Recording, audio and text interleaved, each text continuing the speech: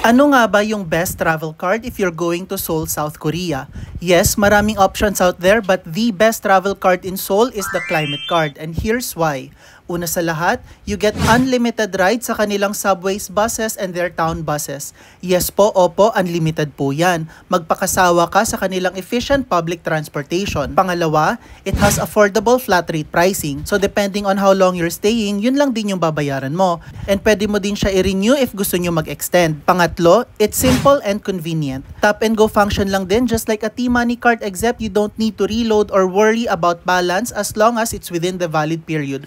Just tap and go, go, go. And fourth, this was a surprise to us. Pwede mo rin pala siya gamitin to ride the all-stop train from Seoul Station to Incheon Airport. So you don't need to buy a bus ticket or book an express train papuntang Incheon Airport. So let's do the math. The average cost of transportation is about 1,400 Korean won per ride. And let's say nakaka 7 rides ka per day, 9,800 na yon. Isang araw pa lang yan. Let's say you're staying for 7 days and it will cost you 68,600 Korean won versus the Climate Card which costs 3,000 Korean won and get the 7-day pass worth 20,000. Overall, 23,000 Korean won lang ang babayaran mo. So you saved 66%. That's 45,600 Korean won na natipid mo. And if you're like me na talagang in-explore yung city, palaces, night markets, cafes, all the tourist attractions, nakaka 10 rides or more pa ako in a day. Sobrang nasulit ko talaga ito. Pero ano ba yung downside nito? Una, sa Seoul lang siya pwede gamitin. Second, you can't buy this online or in advance. You need to buy this in-store and in-person sa mga convenience stores or information offices sa subways. Third, mahirap siyang hanapin. Hindi ito available sa lahat ng stores. Around 10 convenience stores din yung nadaanan namin bago kami nakahanap ng Climate Card but it was all worth it.